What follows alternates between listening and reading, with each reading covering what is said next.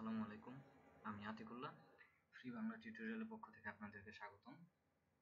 আজকে আমরা একটি নতুন টিউটোরিয়াল সিরিজ শুরু করতে যাচ্ছি, যেটি হচ্ছে ওয়ার্ডপ্রেসের চাইল্ড থিম কিভাবে তৈরি করতে হয় সেটি নিয়ে আলোচনা করব।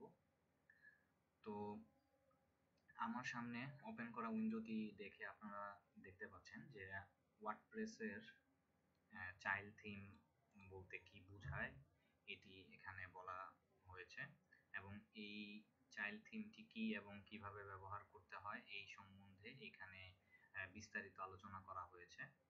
তো আপনারা চাইলে এইটি আপনারা এখান থেকে পড়ে নিতে পারেন এবং এখান থেকে আপনারা চাইল্ড থিম সম্বন্ধে বিস্তারিত জানতে পারবেন এবং কিভাবে তৈরি করতে হয় সেটি সম্বন্ধেও আপনারা জানতে পারবেন। তো যারা চাইল্ড থিম তৈরি করতে আগ্রহী এবং তৈরি করতে চান, তাদের জন্যে আমার প্রথমে কতগুলো কথা বলা দরকার। সেটি হচ্ছে যে আমরা যদি এই চাইল্ড থিম তৈরি করতে যাই, তাহলে আপনি যদি একদম ওয়ার্ডপ্রেসে নতুন হয়ে থাকেন বা এই ওয়েব ডিজাইন এবং ওয়েব ডেভেলপমেন্ট এই সেক্টরটাতে একদম নতুন হয়ে থাকেন, তাহলে আমি বলবো যে এই টিউটোরিয়াল সিরিজটি আপনার জন্য পারফেক্ট নয়। কারণ এই চাইল্ড থিম তৈরি করার পূর্বে আপনার বেসিক কিছু জিনিস জানা থাকা দরকার। যেমন আপনার প্রথমেই HTML সম্বন্ধে আপনার জানতে হবে, এবং আমার ফ্রি বাংলা টিউটোরিয়ালে HTML এর উপর একটি বাংলা টিউটোরিয়াল রয়েছে, আপনারা চাইলে সেগুলো দেখতে পারেন। এরপর যেটি হচ্ছে যে HTML5, কারণ বর্তমানে HTML5 হচ্ছে একদম HTML এর লেটেস্ট ভার্সন, সেটিও আপনার বেসিক ধারণা থাকা উচিত একটি ওয়ার্ডপ্রেসের থিম তৈরি, চাইল্ড থিমের ক্ষেত্রে তৈরি করার ক্ষেত্রে। এরপর যেটা হচ্ছে আপনার CSS যে টিউটোরিয়ালটি আছে সেটিও দেখে নিতে পারেন। CSS এ আমরা যথেষ্ট কাজ আমাদের করতে হবে। তারপর যেটি হচ্ছে যে আমার CSS3, এই টিউটোরিয়ালগুলো সিরিজগুলো আপনাদের দেখতে পারেন এবং এগুলো আপনাদের কাজে লাগবে এই চাইল্ড থিম তৈরি করতে গেলে। এছাড়া যদি আপনার অ্যাডভান্স লেভেলের চাইল্ড থিম অনেক বেশি ফাংশন নিয়ে কাজ করতে চান, তাহলে এবং অনেক ডেপথে যেতে চান, তাহলে আপনার জাভাস্ক্রিপ্টের সম্বন্ধেও আইডিয়া থাকা উচিত। এছাড়া ওয়ার্ডপ্রেস আমরা জানি যে PHP ল্যাঙ্গুয়েজের উপর বেস করে তৈরি করা, তো সেই হিসেবে PHP সম্বন্ধে যদি আপনার ভালো আইডিয়া থেকে থাকে, তাহলে সেই PHPটাও আপনার চাইল্ড থিম তৈরি করতে গেলে আপনার ভালো কাজে লাগবে। এছাড়াও PHP MySQL, কারণ ওয়ার্ডপ্রেস MySQL ইউজ করে ডাটাবেস, সো PHP MySQL টিউটোরিয়ালটা আমার দেখতে পারেন। এরপর যেটা হচ্ছে যে এরপর আপনাকে যেটা জানতে হবে সেটা হচ্ছে ওয়ার্ডপ্রেসের বেসিক, এবং ওয়ার্ডপ্রেসের বেসিক যে টিউটোরিয়ালটি আমার ওয়ার্ডপ্রেস বাংলা টিউটোরিয়াল নামে রয়েছে 15টি পর্বের, সেখানে আমি চেষ্টা করেছি ওয়ার্ডপ্রেসের পূর্ণাঙ্গ একটা ধারণা দেওয়ার জন্য। এরপর যেটা হচ্ছে আপনার PhD থেকে HTML টিউটোরিয়াল, যেখান থেকে আমি একটি PhD ফাইলকে কিভাবে HTML করতে হয় HTML এবং CSS দিয়ে, সেটি এখানে দেখানো হয়েছে, এবং সেই HTML ফাইলটিকে কিভাবে ওয়ার্ডপ্রেসের থিম তৈরি করতে হয় সেটি এখানে দেখানো হয়েছে। তো এই টিউটোরিয়ালগুলো বা এই সম্বন্ধে আমার টিউটোরিয়ালই দেখতে হবে এরকম কোনো কথা নেই, বাট এই সম্বন্ধে বা এই জিনিসগুলো যদি আপনার অলরেডি জানা থাকে, তাহলে আমি বলবো যে হ্যাঁ, তাহলে আপনি আমাদের সাথে এই চাইল্ড থিম কিভাবে তৈরি করতে হয় এটার জন্য আপনি পারফেক্ট, আপনি আমাদের সাথে মুভ করতে পারেন। বাট আপনি যদি এই যে কয়েকটি টিউটোরিয়াল সম্বন্ধে বললাম বা যে কয়েকটি ল্যাঙ্গুয়েজ সম্বন্ধে বললাম, এই সম্বন্ধে যদি আপনার একেবারেই ধারণা না থেকে থাকে, তাহলে আসলে এই চাইল্ড থিম তৈরি করতে গেলে যদি আপনি এই সিরিজটি দেখেন, তাহলে আমার মনে হয় অনেক জায়গাতেই আপনি অনেক কিছু বুঝতে পারবেন না। তো ওয়ার্ডপ্রেস ইনস্টল করতে আমরা এই টিউটোরিয়ালটিতে লোকালে কাজ করব, লাইভ সার্ভারে কাজ করব না। বাট যদি লাইভ সার্ভারে কাজ করেন, তাহলে এখন যেটি আমি বলছি সেটি আপনার দরকার নেই। সেটি হচ্ছে যে লোকালে যদি আমরা সার্ভার ইনস্টল করতে চাই, তাহলে আমরা ওয়াম্প সার্ভার ইউজ করতে পারি, অথবা XAMPP অ্যাপাচি সার্ভার ইনস্টল করতে পারি। তো এই দুটির যে কোনো একটি আপনি আপনার মতো যেটি আপনি ইউজ টু বা আপনার যেটি অলরেডি ইউজ করেছেন সেটি আপনি ইউজ করতে পারেন। এটার নির্দিষ্ট কোনো বাধ্যবাধকতা নেই যে যে এটি ইউজ করতে হবে। আর যদি আপনি লাইভে কাজ করেন তাহলে তো কোনো কথাই নেই, তাহলে লাইভে আপনার অলরেডি সবকিছু সেট আপ করাই থাকবে। এরপর যেটা হচ্ছে, আমরা যেহেতু কিছু কাস্টম কোড করব চাইল্ড থিম তৈরি করতে গেলে, সেটার জন্য আপনার একটা এডিটর দরকার পড়বে। এবং সেই এডিটরের জন্য আমাকে যেটা করতে হবে, যে আমরা গুগলে সার্চ দিলে আপনি অনেক অনেক এডিটর পাবেন। আপনার যেটিতে আপনি কাজ করে সুবিধা বোধ করেন সেটি দিয়ে আপনি মুভ করতে পারেন। সো এখানে কয়েকটি পপুলার এডিটরের নাম আমি দেখাচ্ছি, যেটা হচ্ছে নোটপ্যাড প্লাস প্লাস, এটি একদম ফ্রি, ওপেন সোর্স। তারপর যেটি হচ্ছে অ্যাটম, এটিও ওপেন সোর্স এবং ফ্রি। যার এবং এই এডিটরটি আমরা এই টিউটোরিয়ালে ব্যবহার করব, যে আমাদের এই চাইল্ড থিম তৈরি করার ক্ষেত্রে। এছাড়াও আরও একটি ওপেন সোর্স রয়েছে যেটি খুব পপুলার, যেটি হচ্ছে ব্র্যাকেটস, এবং এটিও ওপেন সোর্স, ফ্রি। আপনি এটিও চাইলে ইউজ করতে পারেন। এবং অ্যাকচুয়ালি এর পাশাপাশি আরেকটি পপুলার, যেটা হচ্ছে সাবলাইম টেক্সট, এবং এটি ফ্রি না, এটি $70 লাগে এটি কিনতে, বাট এটির ট্রায়াল ভার্সন আপনি চাইলে ইউজ করতে পারেন। তো এগুলো জাস্ট আপনার ব্যবহারের জন্য, আপনি চাইলে ড্রিম ওয়েভার ইউজ করতে পারেন, যেটা আপনার ইচ্ছা। তো এরপর যেটা হচ্ছে যে আমাকে ওয়ার্ডপ্রেসের যে লেটেস্ট ভার্সনটি সেটিকে ডাউনলোড করতে হবে। সো আমরা wordpress.org থেকে আমার ওয়ার্ডপ্রেসটিকে এখানে ডাউনলোড করে নিলাম। তো ডাউনলোড করে আমি অলরেডি আমার ডেস্কটপে এখানে সেট আপ করে রেখেছি, ডাউনলোড করে রেখেছি জিপ ফাইলটি, এবং এটাকে আমি অলরেডি আনজিপ করে রেখেছি। এবং এই আনজিপ ফাইলের মধ্যে যদি আমরা যাই, তাহলে আমরা এখানে একটা ব্র্যান্ড নিউ ওয়ার্ডপ্রেস এখানে দেখতে পারবো। সো যেহেতু আমরা এটা একটা চাইল্ড থিম তৈরি করতে যাচ্ছি, তো সেই ফোল্ডারটির নাম দিলাম সিটি, চাইল্ড থিম। সো এই চাইল্ড থিম ফোল্ডারটিকে আমি কাট করে আমার htdoc-এর ভেতর, আপনি দেখতে পাচ্ছেন আমার সি ড্রাইভে XMPP সফটওয়্যারটি অলরেডি ইনস্টল করা, এবং htdoc-এর ভেতর আমি আমার যে ফাইলটিকে এটিকে এখানে এনে আমি পেস্ট করলাম। তো সিটি নামে এখানে আমার অলরেডি একটি ফাইল নিয়ে আসলাম। এরপর যেটি হচ্ছে যে আমার XMPP যে সার্ভারটি আমার লোকালে অলরেডি রান করা রয়েছে, সেই XMPP এর মধ্যে গিয়ে আমার একটি ডাটাবেস তৈরি করতে হবে। সো সেই ডাটাবেসটি তৈরি করার জন্য আমি phpMyAdmin এর মধ্যে যাচ্ছি, এবং phpMyAdmin এ আমি কিছু কিছু জায়গা স্কিপ করে যাচ্ছি, কারণ হচ্ছে এই সম্বন্ধে অলরেডি আমার যে টিউটোরিয়াল সিরিজগুলো ওয়ার্ডপ্রেস, পিএইচপি, এই টিউটোরিয়ালগুলোতে আমি অনেকবার XMPP ওয়াম্প কিভাবে ইনস্টল করতে হয়, ওয়ার্ডপ্রেস কিভাবে ইনস্টল করতে হয়, এই জিনিসগুলো আমি দেখিয়েছি। তো আমি ওই জিনিসগুলো আবার দেখিয়ে আপনাদের বিরক্ত করতে যাচ্ছি না। তো এখানে আমি ডাটাবেসের নামটাও দিলাম city, just make it simple. তো এখানে আমার ডাটাবেসটা তৈরি হয়ে গেছে সিটি নামে। তো এইবার আমি যদি আমার লোকাল হোস্ট এবং /সিটি দেই, তাহলে আমার যে আমার যে ফোল্ডারটি এখানে রেখেছি সিটি নামে, সেই সিটি ফোল্ডারটি অ্যাক্সেস সে পাবে।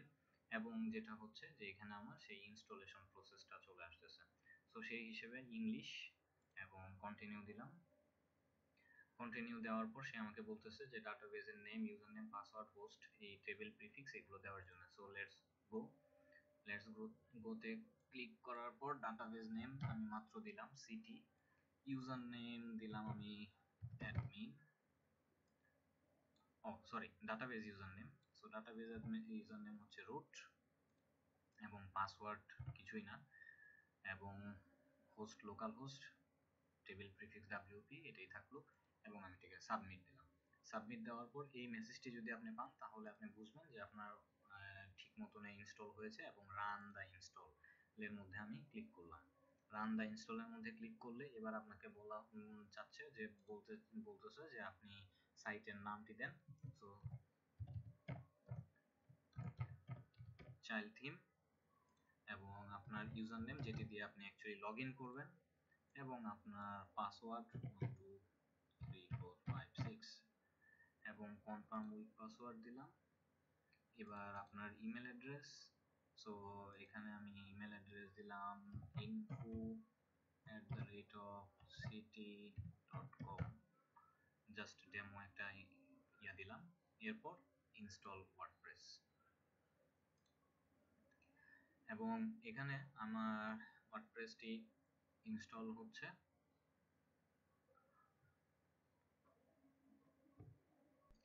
ইনস্টল সাকসেস, এবং এরপর আমি এটাকে লগইনের মধ্যে ক্লিক করলাম। এবার আমাকে তারা বলতেছে যে ইউজার নেম পাসওয়ার্ড দেওয়ার জন্য, তো সেই হিসেবে 1 2 3 4 5 6 দিয়ে আমি লগইন করলাম। এবং লগইন করার পর আমরা এখানে দেখব যে আমার লোকাল হোস্ট /city/wp admin আমার ড্যাশবোর্ডে আমি চলে গিয়েছি, এবং এই ড্যাশবোর্ডে একদম টোটাল ব্র্যান্ড নিউ একটা ওয়ার্ডপ্রেস সেটআপ করা আপনারা দেখতেই পাচ্ছেন। এবং আমরা যদি এই মুহূর্তে আমার থিমের মধ্যে যাই, থিমের মধ্যে গেলে আমরা দেখব যে এখানে আমার বাই ডিফল্ট 3টি থিম ইনস্টল হয়েছে। একটি হচ্ছে 2016, 2015 এবং 2014। তো আমরা এই চাইল্ড থিম তৈরি করার ক্ষেত্রে আমি যে কাজটি করতে চাচ্ছি, যে পার্সোনালি রিসেন্টলি আমি একটা ক্লায়েন্টের জন্য প্রপার থিম ইউজ করেছি, তো সেই থিমটি আমি চাচ্ছি ইউজ করার জন্য। এবং সেটি যদি আমি আমার যে wordpress.org/theme এই থিম মেনু থেকে এখানে আমরা যেতে পারি। তো এখানে যদি আমি সেটি দিয়ে সার্চ দেই, যে প্রপার দিয়ে সার্চ দিলে এখানে আমি সেই থিমটি দেখতে পাবো। এবং মোর ইনফোর মধ্যে যদি আমি ক্লিক করি, তাহলে আমরা দেখতে পাবো যে এই প্রপার থিমটি যে তৈরি করেছে তার নাম, লাস্ট আপডেট কবে হয়েছে, অ্যাক্টিভ ইনস্টল কতটি রয়েছে, প্রিভিউ দেখতে চাইলে প্রিভিউ, ডাউনলোড করতে চাইলে ডাউনলোড, থিমের হোম পেজে যেতে চাইলে রেটিং, এবং আদার যেটা হচ্ছে যে আপনার এই থিমের ভার্সন, যদি আমরা ডেভেলপমেন্ট লগের মধ্যে যাই তাহলে আমরা থিমের ভার্সন কত, কবে, কোন দিন, কতটা ডাউনলোড, কতবার ডাউনলোড হয়েছে, সেই জিনিসগুলো এখানে দেখতে পাবো। তো আমরা এই থিমটি ইউজ করে আমরা চাইল্ড থিমটি তৈরি করব। সো আমরা চাইলে এখান থেকে ডাউনলোড করে এই প্রপার থিমটি ইনস্টল করতে পারি, অথবা আমার এই ড্যাশবোর্ডের মধ্যে আমরা যে থিম অ্যাপিয়ারেন্সের আন্ডারে থিম মেনুতে গেলাম, এখানে যদি আমি আমার অ্যাড নিউ এর মধ্যে ক্লিক করি, অ্যাড নিউ এর মধ্যে ক্লিক করার পর এই সার্চ বক্সে আমি যদি ঠিক একইভাবে ওইটি দিয়ে সার্চ দেই, সার্চ দিলে এখানে আমার সেই প্রপার থিমটি এখানে চলে আসবে। সো সেই প্রপার থিমটি যদি আমি এবার ইনস্টল দেই,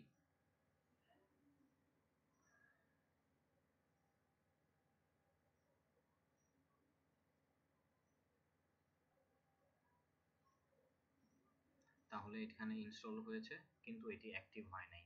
তো আমি এটিকে চাচ্ছি অ্যাক্টিভ করার জন্য। তো এখন আমরা দেখতে পাচ্ছি যে এখানে আমার সেই প্রপার থিমটি অ্যাক্টিভ হয়েছে। এবং ভিজিট সাইটের মধ্যে যদি আমি নিউ ট্যাবে ওপেন করি, তাহলে এখানে আমরা দেখতে পাবো যে আমার সেই থিমটি এখানে রয়েছে। তো যেটি হচ্ছে আমরা, এটা হচ্ছে আমার নর্মাল এই থিমটি। আর এবার আমরা এই থিমের আন্ডারে একটি চাইল্ড থিম তৈরি করব। তো এখানে চাইল্ড থিম কি এবং কেন তৈরি করা হয়, কেন চাইল্ড থিম ব্যবহার করব, কিভাবে চাইল্ড থিম তৈরি করব, এই সম্বন্ধে বিস্তারিত দেওয়া আছে। তা এছাড়াও আমি একটু মুখে আপনাদেরকে এই সম্বন্ধে বলতে চাই, যেটা হচ্ছে যে চাইল্ড থিম অ্যাকচুয়ালি টোটাল একটা থিম না। ফর এক্সাম্পল এখানে আমরা প্রপার থিমটা ইউজ করেছি, সো এই প্রপার থিমটা হচ্ছে আমার মেইন থিম, যাকে বলা হচ্ছে প্যারেন্ট থিম, যেটা বলা হচ্ছে আমার প্যারেন্ট থিম। এই প্যারেন্ট থিমের আন্ডারে আমি একটি চাইল্ড থিম তৈরি করব, যেটা হচ্ছে এখানে আপনার নাম শুনে বুঝতে পারছেন, এটা যদি আমার পিতামাতা হয় তাহলে সন্তান হিসেবে আমি আরেকটি থিম তৈরি করতে যাচ্ছি। তার মানে হচ্ছে যে এটা হচ্ছে আমার বস থিম, এবং এই থিমটা যেরকম আছে সেরকমই থাকবে, কিন্তু এই থিমের ডিজাইন অথবা এই থিমের আউটলুক বা কোনো ফাংশন আমি বাড়াতে চাচ্ছি বা মডিফাই করতে চাচ্ছি, তখন এই থিমটা তো আপনার যদি আমরা এখানে প্রপার থিমের মধ্যে যাই এবং ডেভেলপমেন্ট লগের ভেতরে যাই। ডেভেলপমেন্ট লগের ভেতরে গেলে আমরা দেখতে পাবো যে এই থিমটি আমাদের আহ, আহ, কিছুদিন পর পর তারা আপডেট দিচ্ছে। সো এই যে তারা কিছুদিন পর পর যে তারা আপডেট দিচ্ছে, সো এই আপডেট আপনি যদি এখন এই থিমটি ডিরেক্টলি এই থিমের কোড কাস্টমাইজ করেন, তাহলে যখন তারা এই থিমটি আপডেট দিচ্ছে তখন কিন্তু আপনার যে কাস্টম কোডগুলো রয়েছে সেই কাস্টম কোডগুলো চলে যাবে। কিন্তু আমরা চাচ্ছি যে আমার এখানে যে প্যারেন্ট থিম, যেটা মেইন থিমটা রয়েছে, সেই মেইন থিমটা আপডেট আমি অলওয়েজ করব যখনই আপডেট দিচ্ছে, যার ফলে আমি ইজিলি যেই জিনিসগুলো পাবো বা যেই ফিচারগুলো নতুন আপডেটের মধ্যে পাবো সেগুলো থেকে যাবে। পাশাপাশি আমার চাইল্ড থিমের মধ্যে গেলে আমরা দেখতে পাবো, যেমন এই যে এখানে দেখেন 9 মাস আগে একটা আপডেট, তারপর আবার কয়েকদিন পর আবার আরেকটা, তারপর আবার আরেকটা, 7 মাস আগে আরেকটা, 5 মাস আগে একটা, 3 মাস আগে একটা। তো এখানে ফ্রিকুয়েন্টলি যে আপনার আপডেট দিচ্ছে, তো আপনার প্রত্যেকটা ওই থিমের মধ্যে যে যখন এই থিমটার মধ্যে আপডেট দিচ্ছে তখন এই থিমটা কিছু ফাংশন অ্যাড করতেছে, অথবা ডিজাইন অ্যাড করতেছে বা মডিফাই করতেছে, অথবা থিমের ফিচার গুলো বাড়াচ্ছে। তো যে আমি যদি এই মেইন থিমটার মধ্যেই কাস্টমাইজ করি, তাহলে দেখা যাবে যে তখন আমি যে কাস্টমাইজটা করলাম যখন আপডেট দিব সেই আপডেটটা চলে যাচ্ছে, তো আমার কাস্টমাইজড কোডটা চলে যাচ্ছে। কিন্তু যখন আমি এই মেইন থিমের আন্ডারে একটা চাইল্ড থিম তৈরি করব, চাইল্ড থিম তৈরি করলে আমরা দেখব যে আহ, আমার যে প্যারেন্ট থিম বা মেইন থিম, সেই মেইন থিমের যে আপডেটগুলো আসতেছে সেই আপডেটগুলো আমি নিতে পারতেছি। এবং আমার যে কাস্টম কোডগুলো করলাম সেই কাস্টম কোডগুলো আমরা করব হলো চাইল্ড থিমে। সো চাইল্ড থিমে যখন আমি এই কাস্টম কোডগুলো করব তখন আমরা যখন এই মেইন থিমটা আপডেট দেব, আমার নতুন ফিচারগুলো আমি পাচ্ছি, পাশাপাশি আমার যে কাস্টম কোডটা চাইল্ড থিমে করা, আমি চাইল্ড থিম তো আপডেট দিচ্ছি না, যার কারণে আমার দেখা যাবে যে আমি থিম মেইন থিম আপডেট দিলে সেই চাইল্ড থিমের কাস্টম কোডগুলো চলে যাচ্ছে না, থেকে যাচ্ছে। তাহলে আমার সাইটটাও প্রতিনিয়ত আপডেটেড থাকতেছে, প্লাস আমার যে কাস্টম কোড সেই কাস্টম কোডগুলোও ঠিকঠাক থাকতেছে।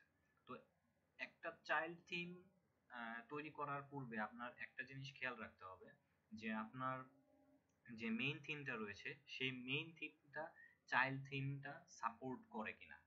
অনেক থিম রয়েছে যে থিমগুলা চাইল্ড থিম সাপোর্ট করে না, তো সেই ক্ষেত্রে যদি আপনি চাইল্ড থিম তৈরি করে কাজ করতে যান তখন দেখা যাবে যে সেটা সাপোর্ট করতেছে না, তখন আপনি বিপদে পড়ে যাবেন।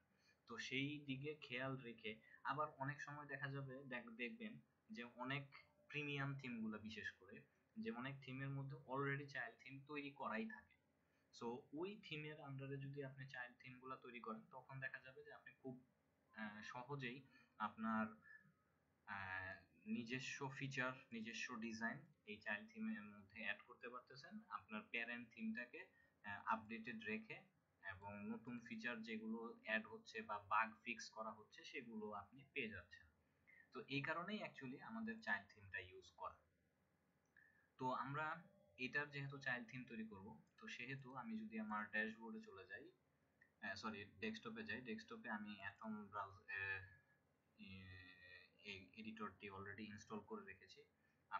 আপনারা চাইলে সেটি ডাউনলোড করে ইনস্টল করে নিতে পারেন, এবং এটি 100% ফ্রি, ওপেন সোর্স। তো এখানে আমার সেই অ্যাটম এডিটরটি ওপেন হলো। তো সেই এডিটরের মধ্যে আমি আমার অ্যাড প্রজেক্ট ফোল্ডারের মধ্যে যাচ্ছি। আমি এখান থেকে গিয়ে আমার htdoc এর ভেতর মাত্র যেটিকে ইনস্টল করলাম, সিটি সিটি নামে যে ফোল্ডারটি, এটির ভেতরেই আমার সবকিছু রয়েছে। তো সেই সিটি ফোল্ডারটিকে আমি সিলেক্ট ফোল্ডার হিসেবে দিলাম।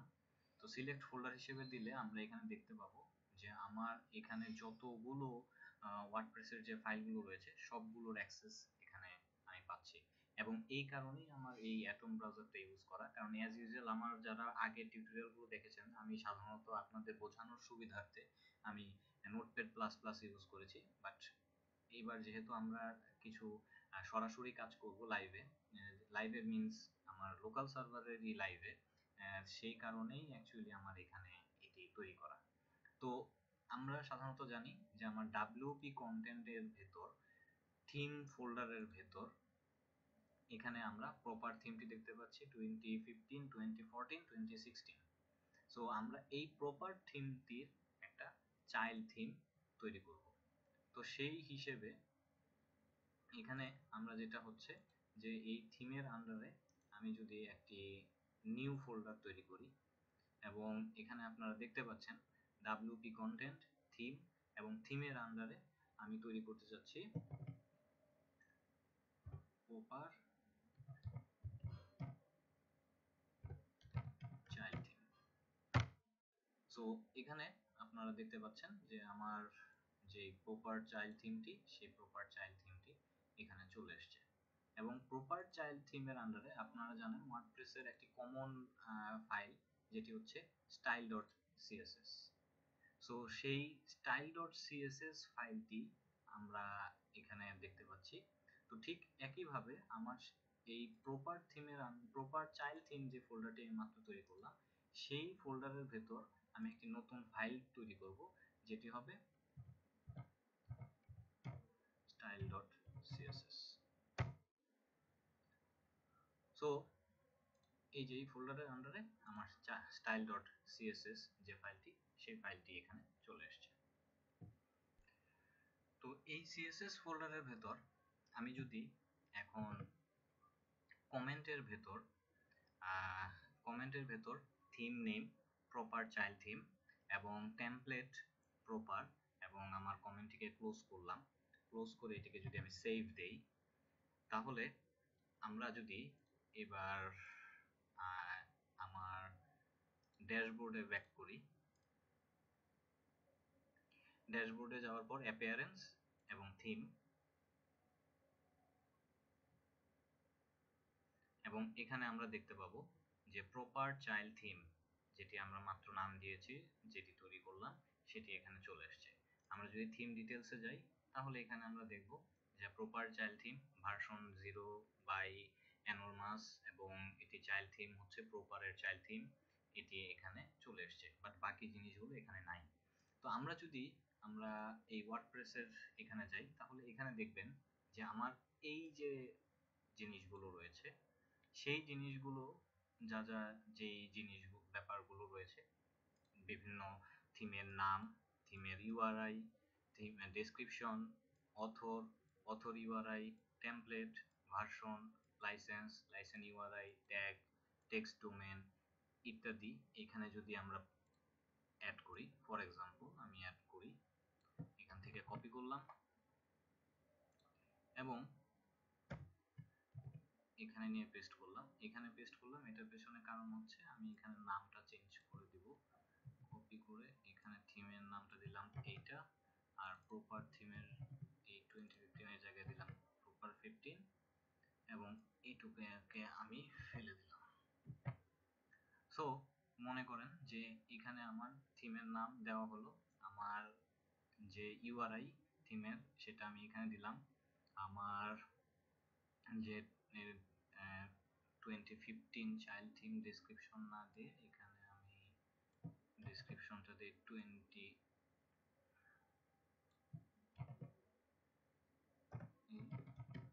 ডেসক্রিপশন, এবং অথর সেই হিসেবে এখানে অথর দিলাম ফ্রি বাংলা টিউটোরিয়াল, এবং অথর ইউআরআই ধরেন ফ্রি বাংলা টিউটোরিয়াল.com, প্রপার ভার্সন যা দেওয়ার দিলাম, এবং এখানে আপনার লাইসেন্স ইউআরএল, ট্যাগ যে জিনিসগুলো, এবং ডোমেন। সো সেই হিসেবে ডোমেন, টেক্সট ডোমেন যদি আমি এখানে দিই, তাহলে এটা হবে হচ্ছে এই,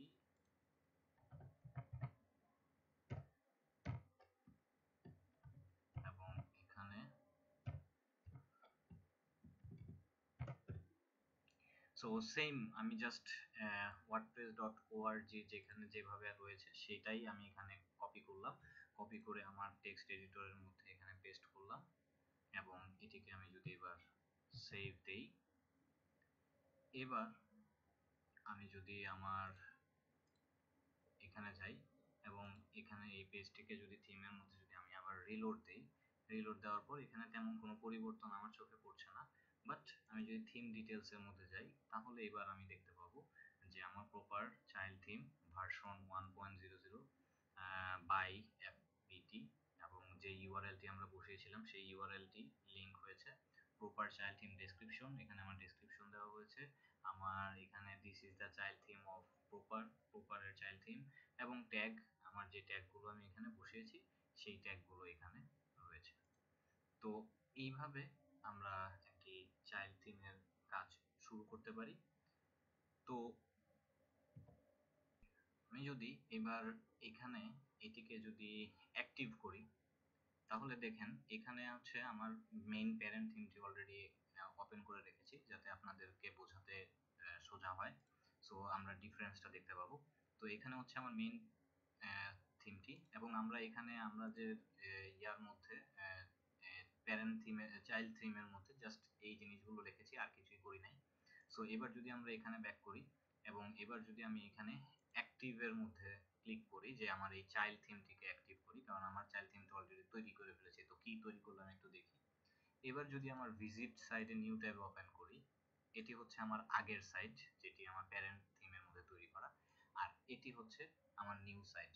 এবং এই নিউ সাইটের মধ্যে আমরা যদি দেখি যে আমার সবকিছু ভেঙে গেছে, আমার ডিজাইন সব চলে গেছে। সো এখন আপনি বলতে পারেন যে তাহলে আমরা কি করলাম।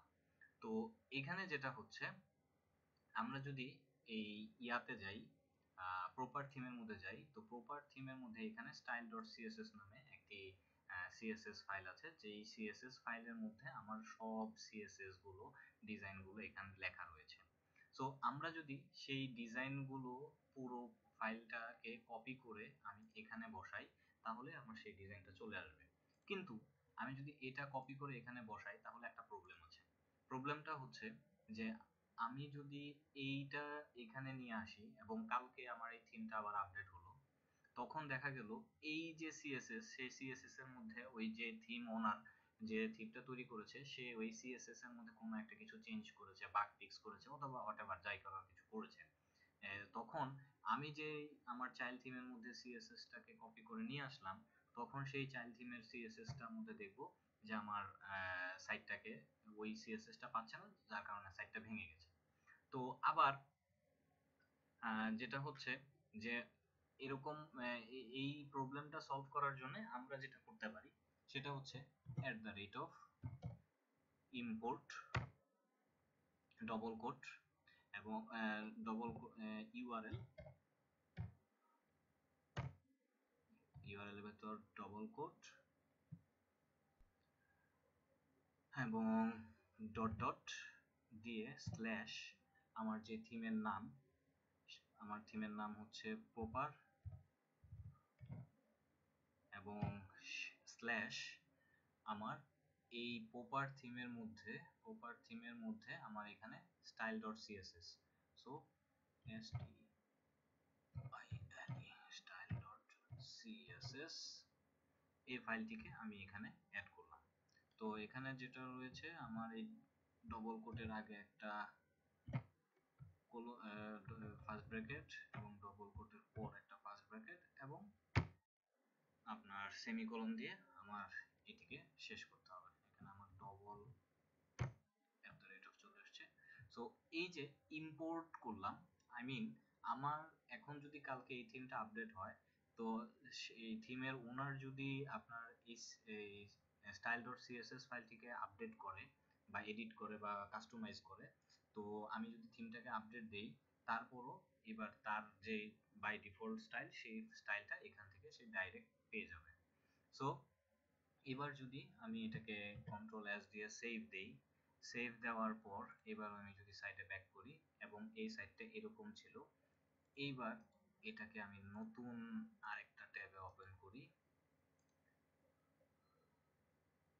এবার দেখেন যে আমার আগে ওই ইম্পোর্ট করার আগে এরকম ভাবে ভেঙে গিয়েছিল সাইটটা, এবার ইম্পোর্ট করার পর আমার এখানে আবার আগের মতো ব্যাক করেছে, যেটা আমার এখানে অলরেডি ওপেন করা ছিল আগে, যেটা এই যে এরকম ছিল। সো এখন আবার ঠিক সেম ভাবে এটা এখানে চলে আসছে।